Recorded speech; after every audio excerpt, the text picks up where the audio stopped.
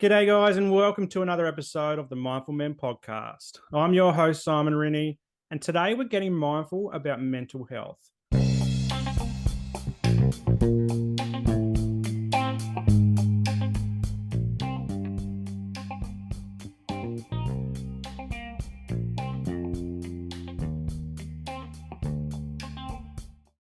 Now, a trigger warning that some people might get a bit triggered by the conversation we're about to have today. And that's okay. If you do get triggered, feel free to skip this episode.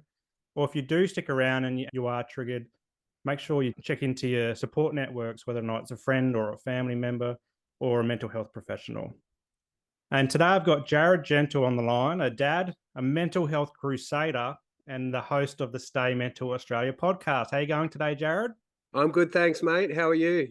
I'm good. We've had 2 days in a row of almost 30 degrees. So I think summer is just around the corner and I've got to get my swimming pool cleaned. So that might be what I'm doing this afternoon. But how are things going down? Yesterday morning, the sun come up and there wasn't a cloud in the sky, and we had that first glimpse of like summer's coming. But then it just did typical Melbourne. Clouds rolled in and it's been cold and shit all weekend. But yeah, 4 seasons in one day. And yeah. so you're in Melbourne. Like, are you a big footy fan? I'm a Melbourne supporter. Oh, no. So yeah, our time's over for this year. But yeah, there's always next year. Yeah, there's been some cracking games in the AFL. I was watching the Swans and Collingwood last night. It was a nail biter, and Yeah. given my team was almost near the bottom, so I'm an Adelaide Crows fan. So I Yeah. tend to go for any non-Victorian teams when we're knocked out. So it's good to see Sydney in the grand final against Geelong. So it should be a cracking game next week. Yeah, I'm looking forward to. Yeah, Collingwood did their typical thing, come back late in the last quarter, and yeah, it was a good game to watch. The whole final series has just been, cracking. So yeah. Yeah, I'm looking forward to it. It's a big game for me every year. It's something that I usually get around mates and have a few beers, have a few hot dogs. So, do you do anything special for grand final day? There's nothing that's set in stone every year. We just wing it and go from house to house and see who wants to host it. But yeah, it is usually a social day where you get to catch up with your mates and yeah. Yeah, I love it. Now, mate, I love talking to dads. And before I get into your story about mental health, I'd love to hear a bit about you and also what it means to you to be a dad. Yeah. So I had my first child when I was in my mid-20s. And then I got married and had my second child. I then went through a divorce and am now a stepfather to two more children. So we've got a bit of a Brady Bunch thing going on. Yeah. But yeah, to be a father, it's hard to describe it sometimes because when you don't have kids, you don't look at it the same way. After you have a kid, everything changes. Like you just get this big change of perspective and you're not doing things for yourself anymore. You're doing it for other people. And it's a really a big learning process. And yeah, so I love it. And how old are your kids? So my youngest is 12, my son, and then we've got my daughter who's 14, my stepdaughter who's also 14, and a 16-year-old stepson. Wow, you're a Yeah. bit further advanced than I am. I'm in that Yeah. 2.5 and 5.5 year old Yeah, stages. You could yeah, probably hear them belting around in the room next to me. They're out there packing stuff away, and they love doing a bit of cooking on the weekends with their mum. So, so yeah. we might even get a 2-year-old that jumps into the podcast later on. And but yeah, mate, tell us a bit about your story about growing up. I know you've got a mental health story, and we'll get into the nitty gritty of the mental health stuff. But maybe aside from the mental health journey that you've been on, maybe, yeah, where'd you grow up? What do you do for work? So I grew up in Hurstbridge, a little town northeast suburbs of Melbourne.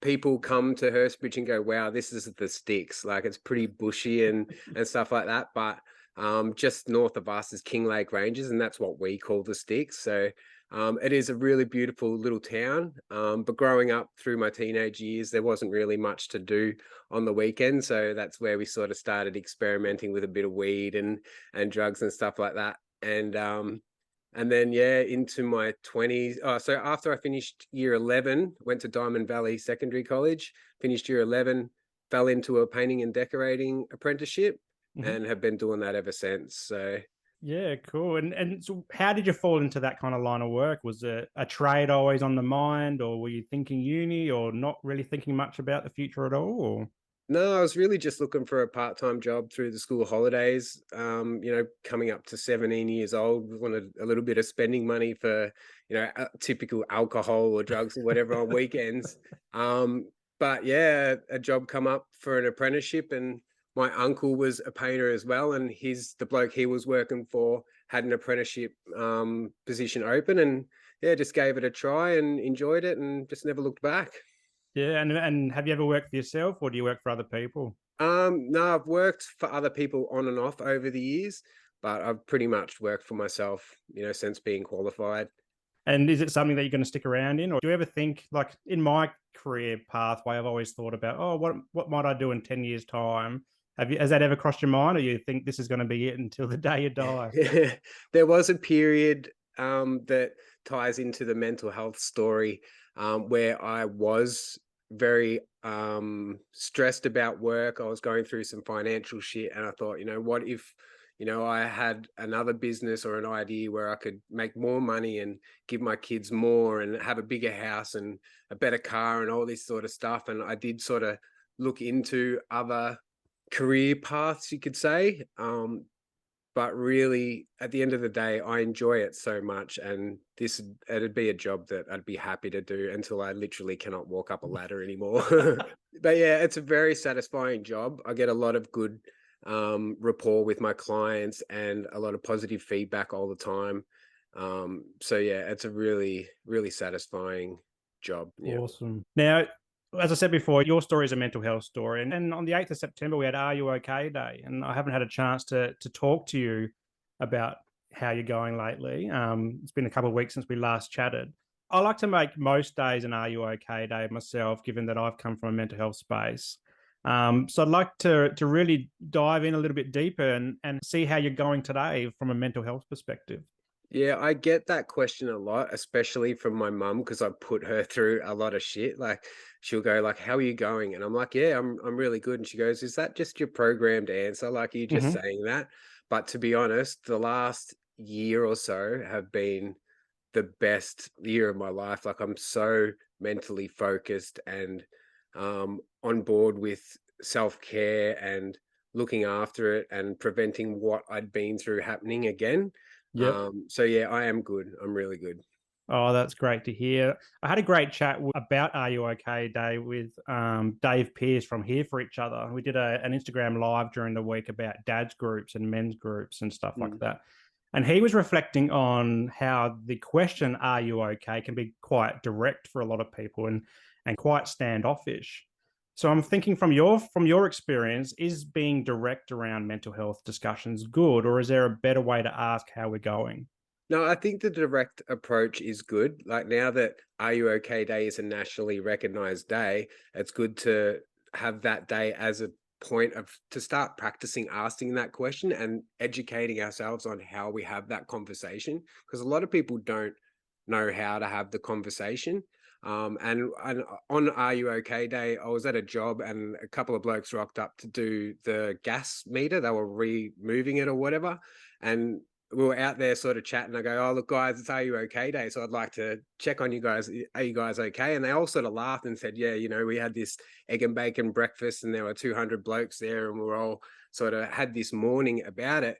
And then they brought up this bloke who's like, "Oh, I'm not going to that." And he sort of tiptoed around it. And that sort of brought up alarm bells in my head. Like, that's what I used to do. I used to avoid that mental health chat. So I don't know if that's something that we should focus on when we do have a mental health organization doing a day. If there are people that are avoiding that conversation and excluding themselves from these sort of events, is that something we should look at and focus and maybe approach them on another day and just see if they're actually all right?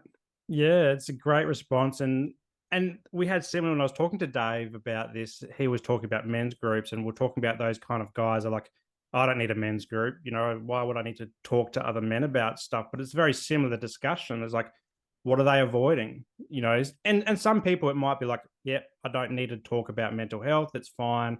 I'm good. I don't need to go there. But for a lot of other people, it's kind of like an automatic response, how you said before, like with your mum. Like he's like, yeah, I'm good. And but there is something a bit deeper that we need to dive into. And by asking, are you okay? And I like to say, how are you really okay? Yeah. To try and dive a little bit deeper and crack that egg open and see what's going on inside. But anyway, let's go into your mental health story and see how mental health or mental illness has showed up in your life from various stages. So yeah, Mike, over to you just to tell about what your journey has been like in the mental health space. Yeah. So a couple of years ago, I was diagnosed with bipolar 1 disorder.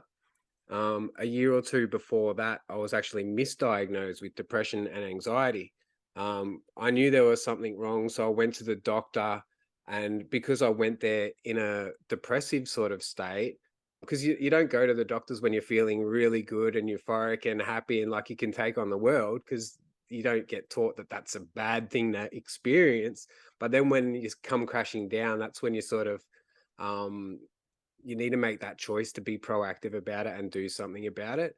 So the misdiagnosis and then being properly diagnosed sort of sent me on a journey of self-discovery and personal Mhm. development to try and understand what it was and what was going on. And it did feel like a life sentence being put in this basket and then having to accept that was really difficult.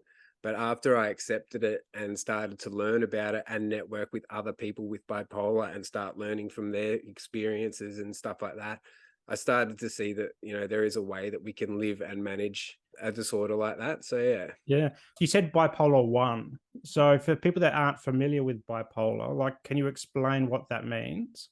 So they put it on a sort of like a scale. So you've got bipolar 1, bipolar 2, and cyclothymia or something like that. It's like the lower level, but they all, even though it's bipolar 1, it's not necessarily worse than bipolar 2 or Mhm. cyclothymia. Um, we all experience it in a different way, and the main differences are how long the manic periods go for. So in bipolar 2, it's typical to have hypermania, which only last for between 3 and 7 days. But then when it Mhm. goes over that time period and you're having manic periods for a week or 2 weeks or sometimes even months, that's where you get sort of put in that other category. So, yeah, Yeah. And is that something that you've been experiencing for a long time? And you mentioned the misdiagnosis as well. yeah. Like how long ago was the misdiagnosis compared to when you got properly diagnosed? It would have been 2018, late 2018, was the misdiagnosis, and the proper diagnosis was 2021, early 2021. So yeah, there was a couple of years in there of not quite knowing what's going on. But after sort of going back through my life, yeah, I've been experiencing it for a while, and I'm like looking back at these periods, going, "Fuck, that was a Yeah. manic episode there," or that could have been a depressive episode. And my experience with depressive episodes can be different to other people's, because I didn't have that opportunity to lay down, stay in bed, and not do anything for days. I had to get up and go to work and push through it. And so my depressive episodes come out through bursts of anger and frustration, because I was dealing with these emotions that I had no control over. And the best thing for me to let it out was with anger. Yeah. So And was that coming out at the workplace or was that at home or everywhere. yeah? Everywhere, yeah. How did the anger look? Like what was it yelling? Was it Um, screaming or just really quick to change from being, happy and good. And then one little thing would happen and there was no processing time. It'd just be an outburst of anger. The kids probably copped it a bit. My relationships throughout my whole life would have copped it. And not knowing it at the time, but there were times where going out with mates and going to the pubs and nightclubs and footy and stuff like that, most of the times would be pretty good. But Mhm. looking back on it now, the days where I'd have my hat on or a beanie on and I'd be trying to like keep to myself, those were the times where usually fights would come up, and whether they were for no purpose at all or because someone else had instigated it, it was still me that took it out and took it to that next level. And yeah, I've done things that I'm not proud of. Yeah. Yeah, yeah.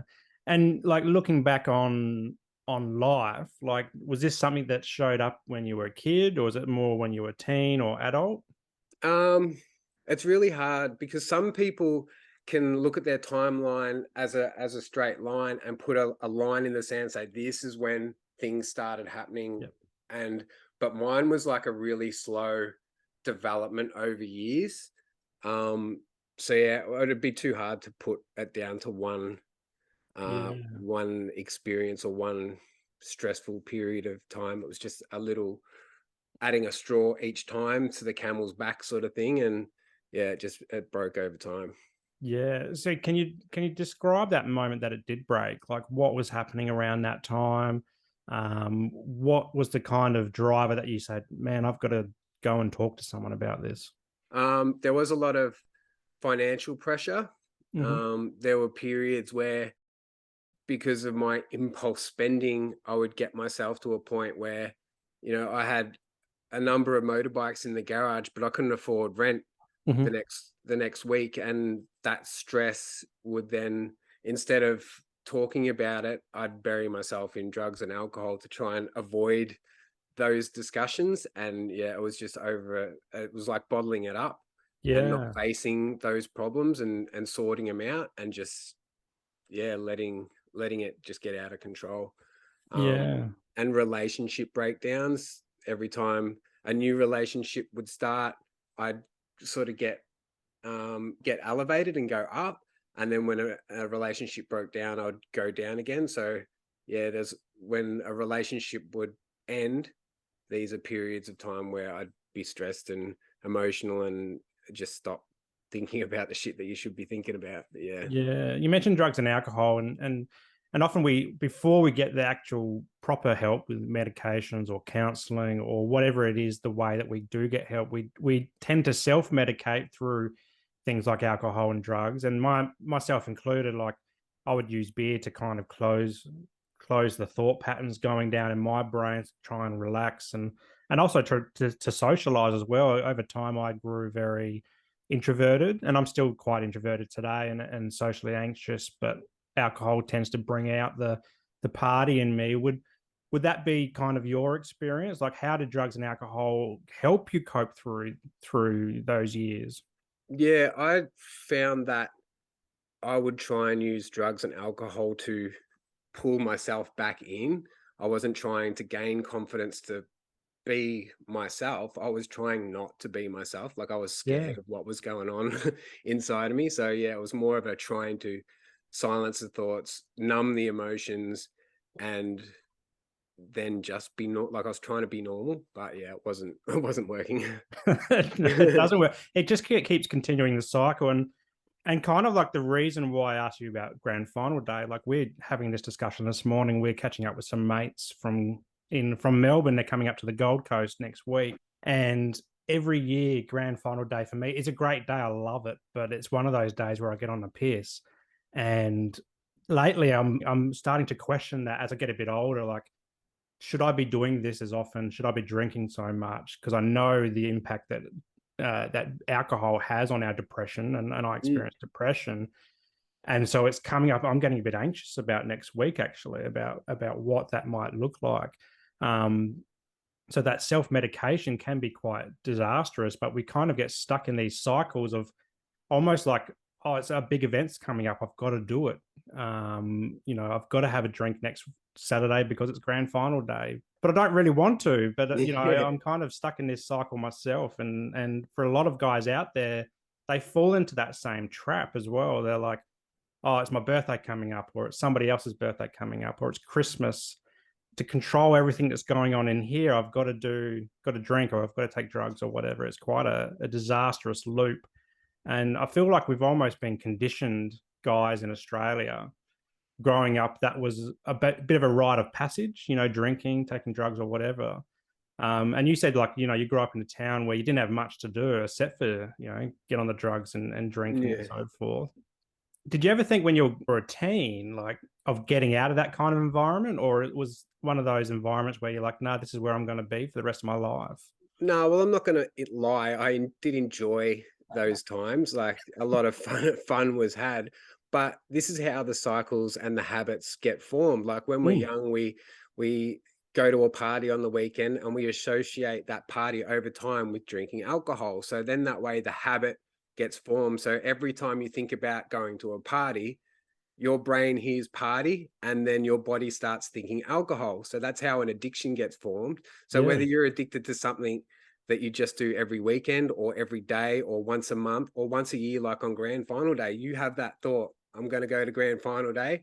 Your body remembers, oh, this is the day that we drink lots of alcohol. So yeah, already it's starting to crave the alcohol and build those cells ready to receive it as well. So addictions very complex, but once we understand it, it is something that can help us fight it. So yeah, yeah, you think grand final day and straight away dopamine's being released and it's starting to get your body ready for alcohol. So this is just a habit really. yeah, But yeah, yeah, if you're getting nervous about it, like I've been off alcohol for most of this year and it's changed a lot and it's made so much beneficial change in me, to the point now that I can go out for dinner with my mates and they're all big drinkers. Like we've had a lot of alcohol in our lives, and I can go out now and not drink, and I'll be going. This will be the first grand final day that I ever go to, being sober, and I'm prepared for that. Like I've got a non-alcoholic beer that I drink, and I can go there and have just as much fun as everybody else. But this time I'll be actually watching the game and enjoying it, and then waking up the next day yeah, without a hangover. yeah. I haven't actually drank non-alcoholic beer. Like, what's it taste like? At the start, it's pretty shit because you're sort of drinking it and go, "What the fuck's the point of this?" Um, but yeah, it is. It's just that keeping the hand busy, and you feel like you're not sitting there not drinking, and you still feel connected to the group, sort of thing, and you're still sitting there drinking, laugh, and it does. It's still you sort of almost get placebo high just on everybody else's energy. But yeah, you can find fun without alcohol and drugs. It just takes a while to learn that. Yeah, definitely. And it's a great discussion for guys in more general, but also guys experiencing mental illness as well. Because as we talked about before, we do use these things as coping mechanisms to keep us either introverted or extroverted or whatever it is. But when you went into that doctor and you got your misdiagnosis of depression and anxiety, like, what did that feel like? Did that set you on a path of discovery or recovery or whatever it is? Like, Nah, or was well, that actually the opposite effect? it was a little bit opposite because I got home after getting that because I was programmed to think something's wrong with me. We go to the doctors, we get medication, we come home and we're better. So I remember sitting there like shaking, trying to get these tablets out for the first time and having one. And it was almost an instant change. Like it was like the placebo effect because I found out that it takes weeks and months for Hmm. these chemicals to start kicking in. But I didn't change anything else in my life. I just kept drinking, kept going through my usual stressful weeks and days and stuff like that, and just thought, that's okay. I'm on meds now. I'll be fine. But it was just a temporary phase. Some people with bipolar can use antidepressants and stuff like that. But for me, it was the wrong chemicals for the wrong chemical imbalance sort of thing. Yep. And it only sort of hid the underlying problem for so long. Then, yeah, experiencing manic episodes after that that were bigger and longer and far more damaging. If I had been correctly diagnosed, that could have prevented that happening. Or who knows? But yeah, Yeah. Wow. I didn't expect you to say more damaging and bigger than prior to the meds. So there's different types of medications, obviously for bipolar than compared to depression. yeah. When it comes to bipolar, there's a fucking list so long it'll take us an hour to read through it, and a lot of the feedback that I get is you can even see funny memes where they've got like a hey it's Saturday wheel and with all Mm. these drug names, and then it would be a picture and saying like, this is my psychologist picking which medication to put me on next, and it's just a matter of trying, seeing what happens, and then reassessing it and going through it. So it can be a really, really long process. Yeah, I've been through about 6 different medications over my time, and some work really well. Some others make me feel really gross, and a lot of weight gain, loss of sexual libido, and all that type of stuff. Have you experienced any different types of side effect to the medications that you've been on? After my last major episode, I went on an antipsychotic, and that's known for putting on a little bit of weight. But me being a pretty skinny bloke wouldn't have mattered too much anyway. But it did have that effect where I'd take it at night and it would knock me out pretty much straight away. And then I'd wake up the next morning and it'd just feel like I was hungover for most of the morning. And it sort of took away my normal emotions. Like, it was hard to feel anything at all, really. Like, it Yeah. completely blocked me from just being naturally happy or even sad or angry. And it's like almost like it cut off all emotions and just turned me into a zombie sort of thing. Yeah. Yeah.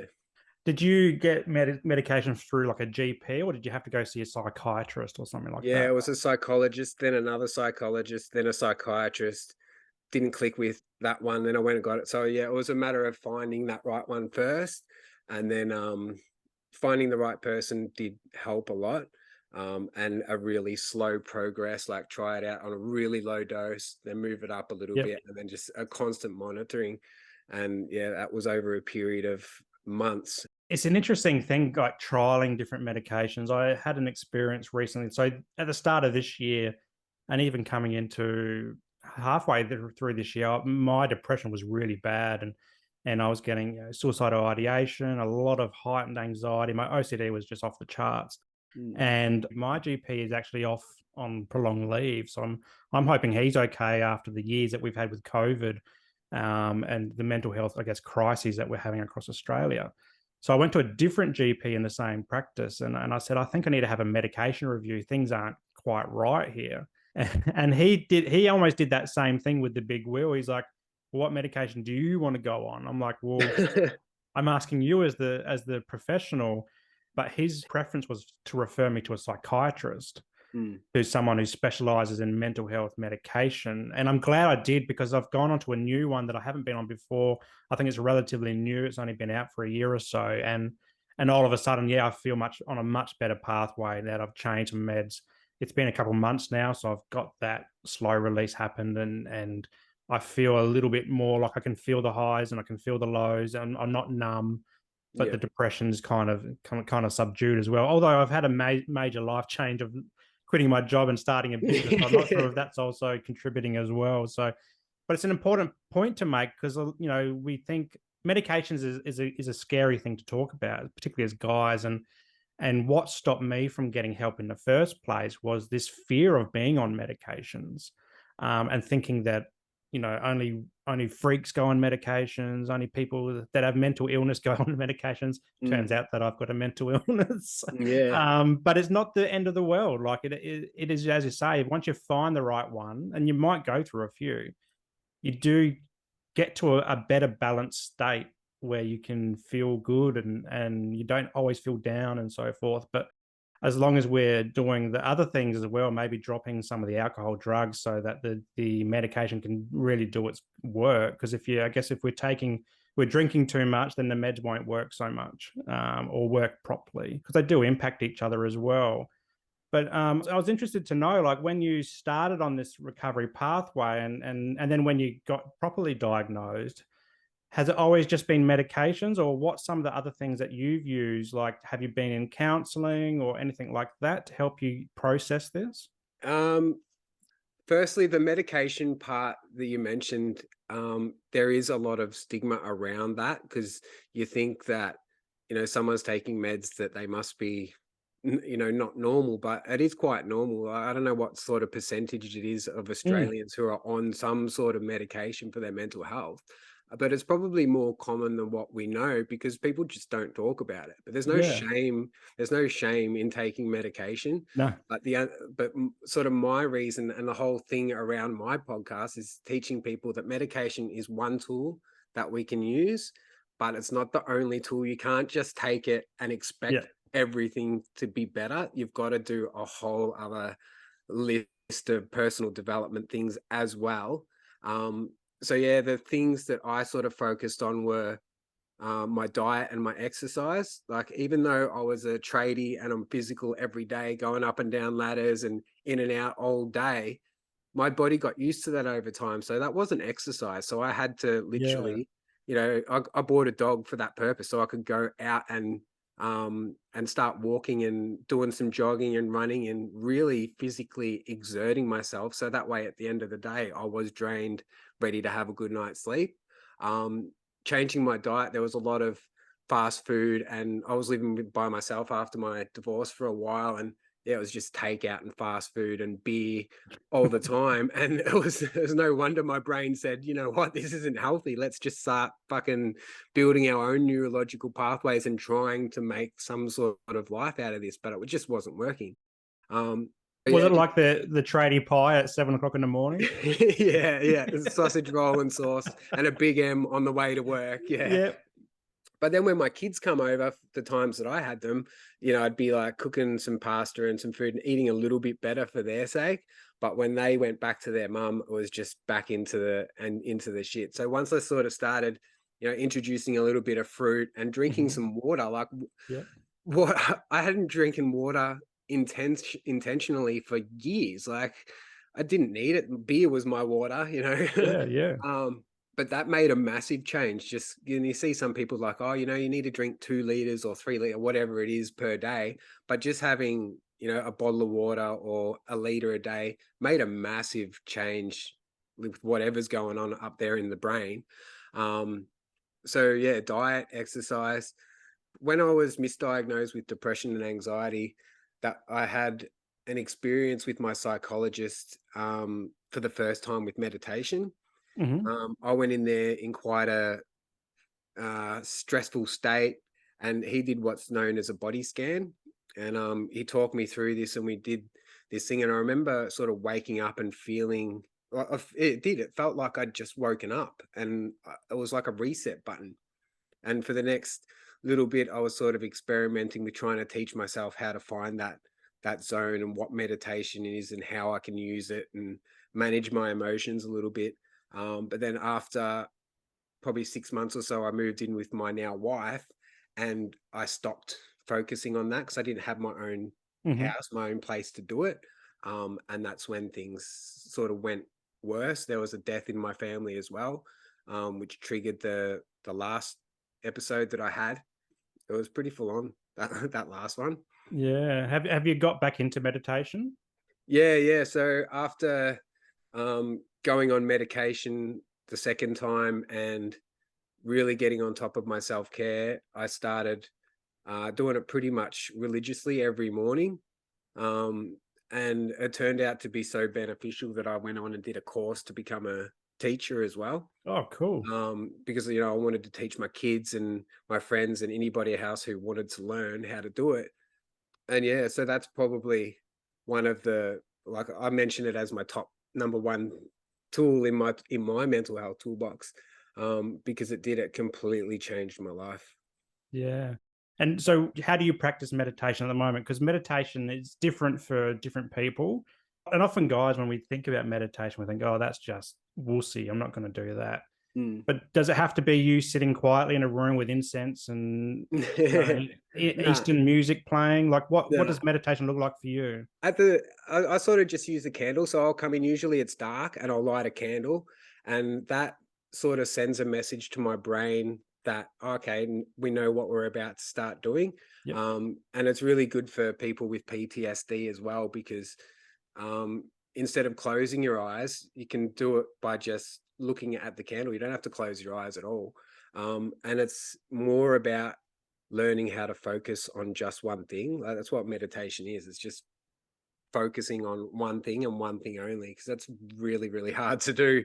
Um, so yeah, and then it's literally, yeah, just sit there. I do 30 breaths, and then um that's pretty much it. If I can do that every morning, I'm happy. But then there are some mornings where I'll do my 30 breaths and feel like I'm starting to get into that zone where I'm just really calm. My mind will silence, And that's where I'll just sort of start doing some longer exhales with a hold, but sort of as long as I can without getting uncomfortable. And then another big slow breath in and hold at the top. And I just get into this. It's hard to explain, but it is very natural, amazing human experience to have when you can actually silence your thoughts. Because yeah, there's like a layer of, it's not really a voice. There's something in us, and it communicates not through words, but um, more with feelings and memories, and it can really help process what's going on in your life and identifying where there's room for improvement, or what we can not control, so we just let that be and we can start focusing on what we can control.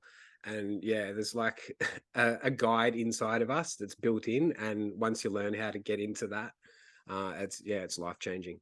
So you do meditation like sitting down. Do you ever do it like mobile? Like I've tried, I did men's yoga for a while and I found a very similar experience. Like I'd get to, my mind would be racing when I walk into that men's yoga group. And then probably about 3/4 of the way through, I'd get to a moment very similar where things just slow down and I'm able just to focus on the breath and the move and not focused on the 5,000 other things that I was thinking Yeah, about when I walked in the door. yeah, And I find that through the movement, I could do that. And then we have this beautiful moment at the end where we get 5 minutes just to sit and or lay down and close our eyes and just focus on breath. And the instructor would walk around and tell us to, to think about our breath to the left or our breath to the right or our breath through our toes and all that type of stuff. It sounds really wussy, like, and I'm not going to lie, it does sound like that, but it's powerful. It's such a good release and mm. way to calm the mind and the body. Have you found anything through movement that's helped you, or do you prefer to sit down in that room with the candle? Yeah, I do like to just sit and do it. I have experimented with mindful walking and taking that one foot after the other, but the more distractions that I've got around me, it's harder to do it. So I like being in a quiet, controlled environment. Um, but that was just the start. Now that I've sort of done it repetitively, now I feel that when I'm driving to work, I can be in this present moment and Yep. mindful and in the here and now. So yeah, it was really hard at the start, sort of building those pathways in my mind. But now that they're there and I've been doing it for over a year, I feel like I'm almost mindful and present throughout most of my day. Yeah, I love that mindful walking that you mentioned. So I do that as well Mm, on the move if I'm going for a walk around the park or whatever. And if I'm struggling to be present on that walk and really just enjoy the walk, I might grab some leaves off a tree and just crunch them in my hand, yep, or take notice of the smells in the air. Like spring's a great time for that because the flowers are blooming and whatever. Particularly, I love the smell of freshly cut grass. Or if someone's mowing the lawn yep, nearby, I love that smell. It really engages the senses for me. So as you can do it on the move. You can do it in the car. I've done it in the car as well when I'm not even in the car. My kids will be talking, my wife will be talking to me, but my body's there, but my mind is elsewhere. So being able to focus on the steering wheel and just a feeling in your hand yep, is an easy way to do it without even anyone knowing that you're being mindful or mm. even meditating in practice as well. So, Yeah, well, um, that's what yoga means. It means union. So between the mind and the body, and it's making that connection. So whether, like, when we're in our head and things are going around and round, to get out of our head and into our body, we need to start using our senses. So like mm, using the feel of the leaf, or smelling something, or just looking at something, and using our senses gets out of our head and into our body. And when we're going through a period of anxiety or depression or whatever, it can help pull us out of whatever we're stressing about back into our body.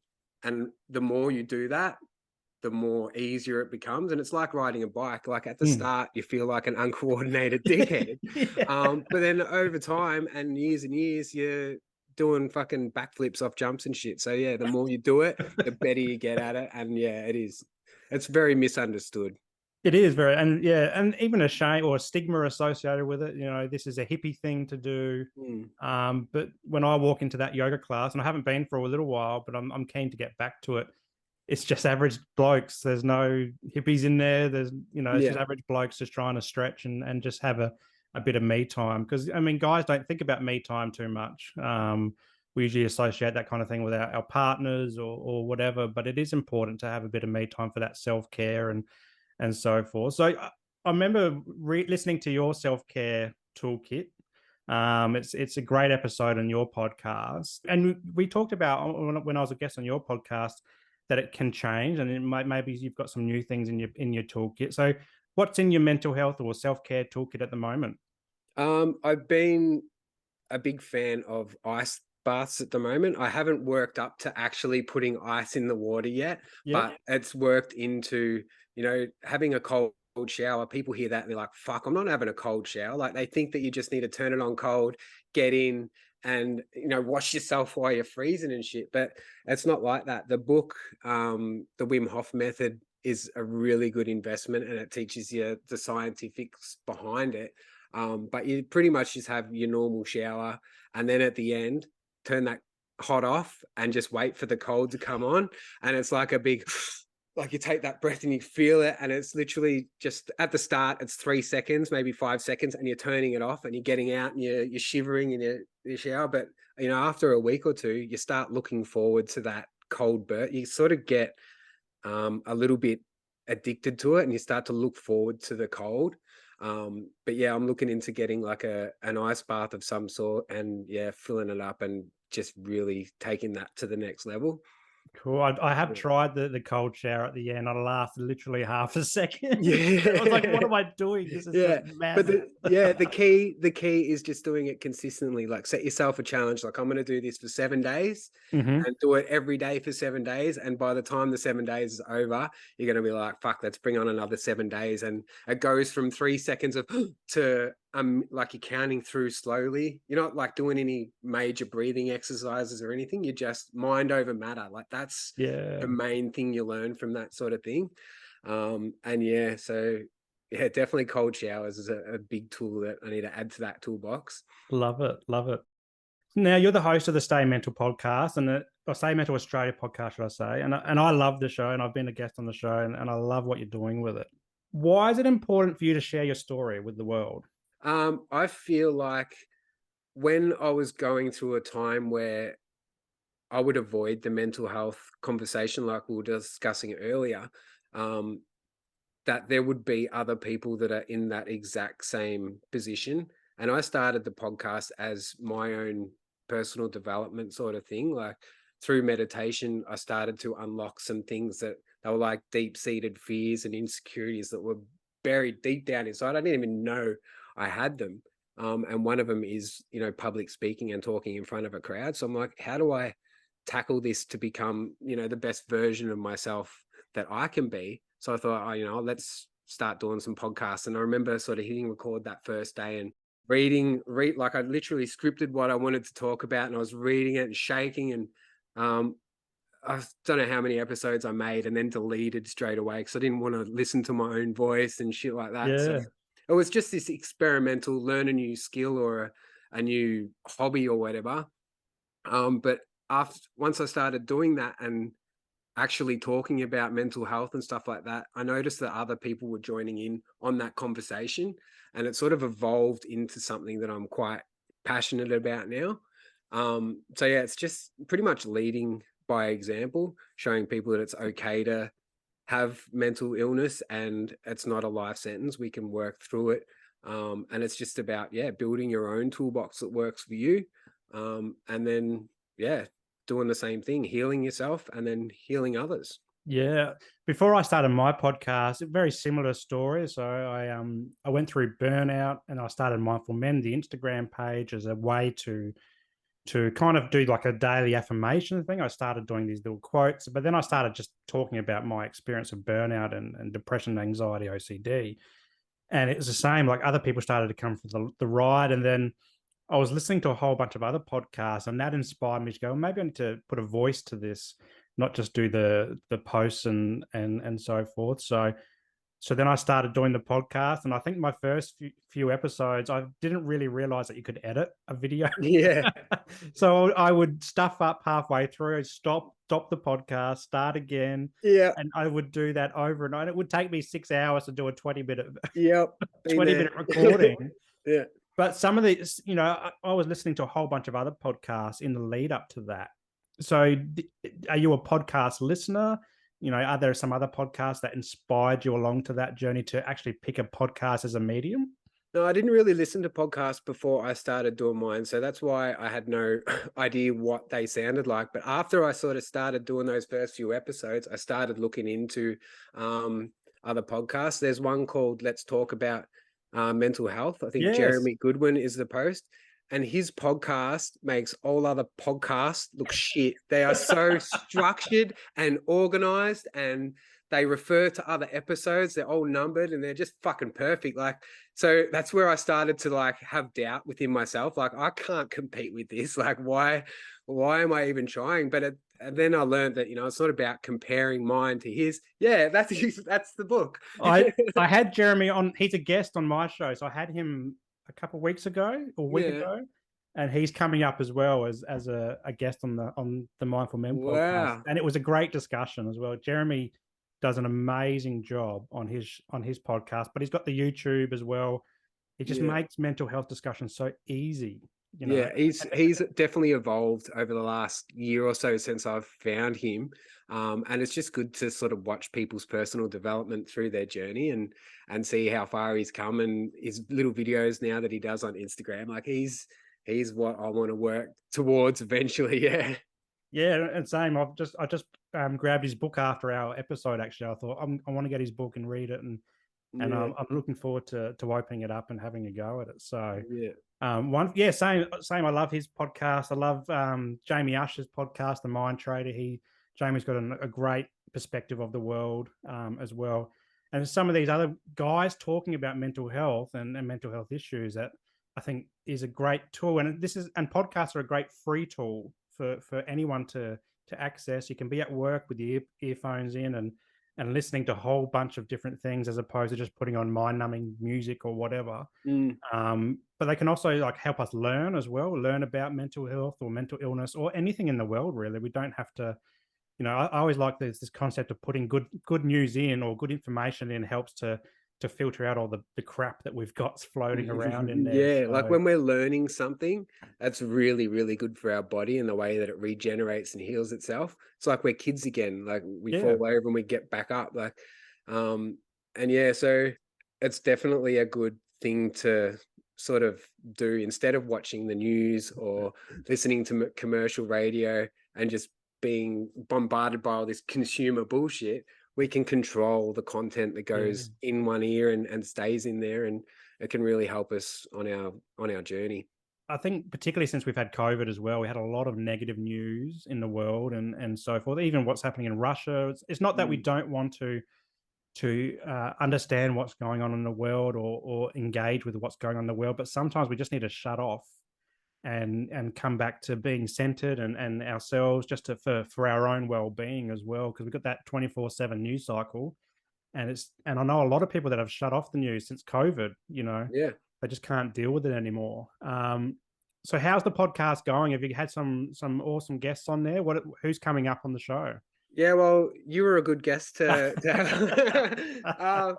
Yeah, look, when I first started, like, the reason I started getting guests on is I was invited onto a podcast called How I Quit Alcohol. And I haven't been on that podcast yet, but I've got this opportunity to sort of get my podcast to a level so that way, if there is a potential to gain some new listeners, they can come and see what I've got. So I was invited onto that podcast in July. And since then, it's just been like a firecracker lit under my ass. And I'm just on this mission to network with as many service providers, support groups, and anyone passionate about sharing their story and making it their difference in our country.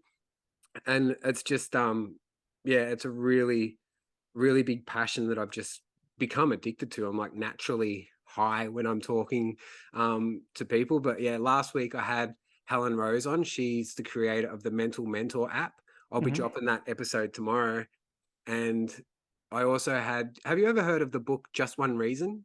No, no. What's it about? Yeah, so it's this book here. It's like a pocket-sized little thing, and it's like the only book of its type. It's designed to be a suicide intervention book, like an active tool that you could give someone who's Yeah. really struggling. And it's a really easy read. And the bloke who created it was pretty much like us. They've been through it. They'd figured out a way to deal with it, and now they're making products and they're providing a service to help other people through it. So yeah, that was the two recent ones. And yeah, I've got a holiday coming up, so I'm planning on sort of giving it a little break for a Mhm. while, because I did set a goal of doing one episode per month for the rest of this year, and it's only sort of September, and I've been doing an episode a week for the last 10 weeks. So I've already reached my goal, and now it's just, seeing how far I can take it. So yeah.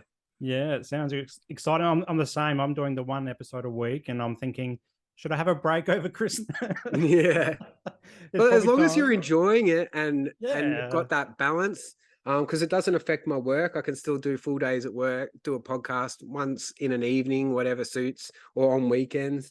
And it's just that little project that helps keep me motivated, and like I still enjoy painting. I love doing it, and this is just this extra little thing that I can enjoy and not have to worry about, making money or paying bills. It's just something for me and me only, and it's just fucking great. And you have some amazing conversations with people all over the world. Like I've been interviewing people in the US, and I had one Yeah. in Israel recently, which was a really cool conversation, and the UK as well. And it's just it's an amazing, easy, free thing to do, and it's a great little hobby as well. It gets us Mm. talking to people across the globe, seeing life in a new perspective, but also realizing that in the mental health space, we're not so isolated. We often feel when we live with mental illness that we're the only person in the world experiencing what we're experiencing, and nobody will understand, nobody would get us. But it's through conversations like this that we realize, oh, there's another bloke out there with bipolar, Yeah. and he was drinking and drugs, and now he's not drinking, and he's doing podcasts, and he's also a tradie as well. That sounds like me. These conversations can spark that sense of community in us, even though we might be across the other side of the globe, which is a fantastic medium to do. And that's one of the reasons why I keep doing it. And I love it so much as well. But thinking about your journey, your mental health journey, and your journey as a bloke and a dad and everything like that, if there's something that you know today that you wished you knew, say, 10 years ago, or in your darkest days, what would that be, and what would you tell yourself? um I wish I had have learned about mindfulness back in school. Like when I brought it up to my kids, they're like, "Oh no, they make us meditate at school, and I get in trouble because I can't sit still." And I didn't get upset with that. That validated my idea. I'm like, "This is right. This is what we need to do. We need to teach our kids how to control their thoughts and regulate their emotions and shit like that." Because my parents didn't teach me how to do that. We didn't even know what No. mental health was back in the 90s. Like early, like I don't know if it was bipolar or just an early start of the evolution of it, but yeah, having anxiety and stuff in primary school and high school. And if I had have known that these sort of things were normal and we could have just spoken about it, that could have changed everything. But I've been through what I've been through, and I've learned from it, and if I could go back, I probably wouldn't change a thing. I'd just keep being me. Yeah, and does that shape you as a dad, like for you in the conversations that you have with your kids, like hoping that they could get on top of things earlier than you did? Yeah, I was in the bookshop the other day, and we're in this section. I go, "Where's the book on parenting?" And they're like, "Whoever writes that book is going to be a fucking millionaire. Like, there's no book." And I'm like, "Yeah, you're true." But um, the biggest thing about parenting is sort of learning to lead by example. A lot of the time, you can say, "Don't do that, don't do that," and then you end up doing it anyway. So it's like monkey see, monkey do. So if Mm. the kids see you being a particular way, and I don't want them to grow up experiencing a mental illness. So I need to lead by example and get myself in check, and then teach them how to keep themselves in check. So yeah. But I guess at the same time, like, even if they do experience a mental illness, through your example and you talking about it, they can see, okay, it's okay to open up and talk about it and get help if I Yeah. need to as well. And it's Yeah. the same with my kids. I'd hate for my kids to live with OCD, for example, and because it is so debilitating, and kept it quiet for 20 odd years. But through my journey, I also know that help is available and treatment's available, and it isn't the end of the world. You can live with it and live through it as well. You can recover. Mm. Recovery is possible for any mental illness. It's about finding that right balance and what works for you, whether it's medication, self-care, meditation, counseling, whatever it is. Just got to find the stuff that works for us in our own toolkits as well. Yeah. And the only person that can do that is us as individuals. Like, we can't rely on following the right influencer or being something that just following other people's advice without actually practicing and implementing those changes in our life. Like, it's our responsibility. We need to take Yeah, action and be proactive about it. definitely. Man, mate, I've really enjoyed our chat. I always love having a chat with you. You're a great bloke to have a chat with. If I'm ever down to Victoria, I'll look you up and then we'll come and go catch up for a non-alcoholic beer. Maybe you can show me the right ones to drink. Yeah. But this is a moment for you to plug something. I always like to hear what my guests are enjoying at the moment. So it doesn't have to be anything mental health related. It could be just something that's lighting you up, and maybe some of our listeners can get engaged with and light themselves up as well. Yeah. So one thing that's sort of been a little inspirational fire that's just kept me like working towards it is this personal goal that I've set for myself through COVID and even before that. As I sort of go through these financial stresses, I've had to sort of sell some motorbikes and all these personal belongings to try and pay for rent and bills and stuff. But I managed to hold on to one of my motorbikes, and I plan on um, literally just strapping a hammock and a sleeping bag to the back of it and doing some sort of motorbike camping. And eventually, like, my main goal is to go to Uluru and Yeah. spend some time in the central Australia. But before I do that, I'm just going to sort of spend an overnight or summer in Victoria and just do little trips, test out how much my fuel range is and what I need to pack to sort of keep myself up a coffee in the morning and cook some food. So that's my little goal that I've been working on. And sometimes you think about a goal or a dream that you have and you think that it's impossible, like it's just a dream and we'll never be able to do that. But that dream that I had to do this, once I wrote that down on a piece of paper, it wasn't a dream anymore, and then become a goal. And then what I did is I broke that goal down into little step-by-step plans and things that I can do to work towards that goal. And now I've got a plan. So now I've just been ticking off one thing each week. Of like last week, say for example, I bought a little gas burner that goes on top of the gas cans. Yep. And then the week after, I'll buy, a tarp to set up myself a little covering in case it's raining that night. And then the week after, I'll buy a ground mat. So I'm just sort of working slowly up this level until I get to that goal. So yeah, the one thing that I'd recommend anyone to do is to just pick a little goal that has no outcome for anything but your own, nourishing your own soul and feeding your spirit, and hold on to that and use that as a little tool to get you through Cool. I anything. love that idea of writing it down and making it reality, not just a Yeah. thought. Yeah, it's Yeah. really cool. Great way to finish the show, mate. I've really enjoyed it, and I hope you enjoy the rest of your Sunday, and that you can enjoy the footy next week. I'm looking forward to the game as well. I love watching the footy grand final, and then I love trade week to get rid of all of our dud players. Hopefully pick up a gem, but Adelaide's not very good at trade, so. But anyway, it's been such a nice chat, mate, and I wish you well for the podcast and your own, continued recovery. And I look forward to catching up again soon for another episode. Yeah, thanks so much for having me. And just remember, you don't have to get drunk on grand final day. You can stay sober and watch the game and have fun without alcohol. Yeah. That's my goal next week, so I'm going to Yeah. write that one down. Thanks, mate. See you, mate.